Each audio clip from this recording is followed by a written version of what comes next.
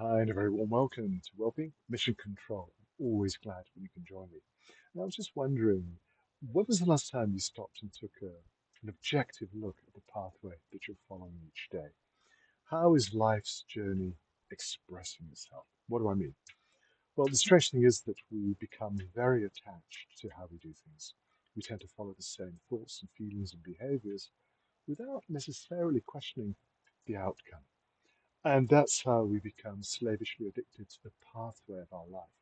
We do it this way because we resist change. We don't feel comfortable challenging the way we do things, irrespective of the kind of results we're achieving.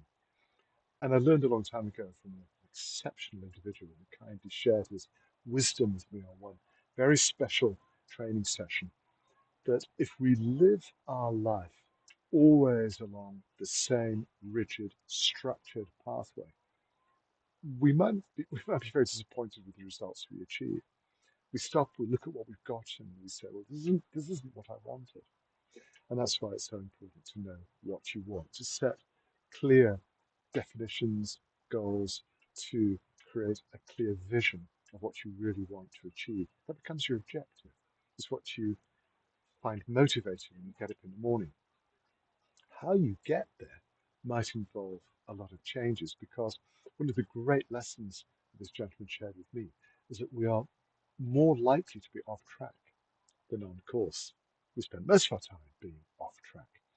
And he encouraged me and the other guys to stop at least once a week and just check to see if what we're doing and the way we're doing it is bringing us towards our goals, or are we just pouring our energy into useless activities that might not be serving our interests, our purpose, or bring us closer to the goal.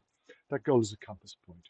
It's a reference on the horizon that allows us to judge whether we're heading in the right direction or whether, as is usually the case, we've slipped off course, usually due to unforeseen circumstances, a change in the wind, a shift in the tide, little differences in our circumstances that have just nudged us off course.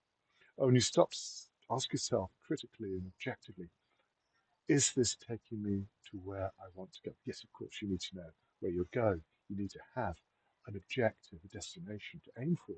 But once you've got that and you can see that destination with crystalline purity, you'll be able to assess whether what you're doing is taking you in the right direction or whether you've gone off track.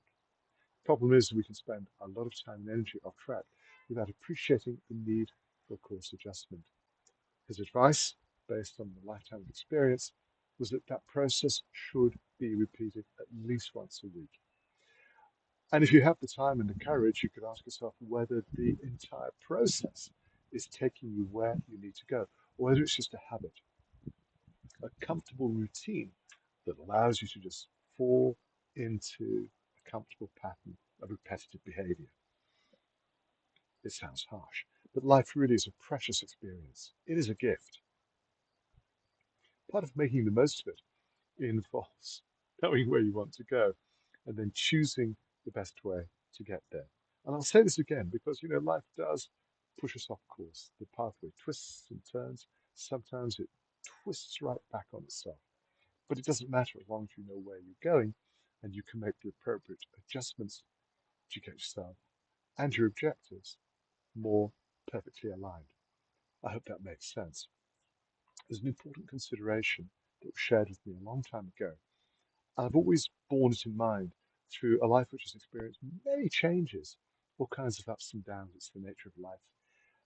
But when you know what you want, it is much easier for you to get there if you're willing to approach the journey with a more flexible heart, a more adaptable nature.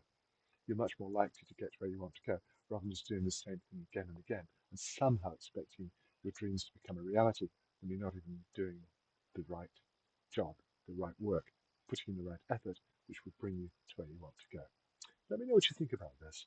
It's a conversation I've had with a lot of people over the years, and I'm always fascinated by the reactions I get. Feel free to share yours with me. In the meantime, may I wish you an absolutely wonderful day, and I'll be back for you again tomorrow.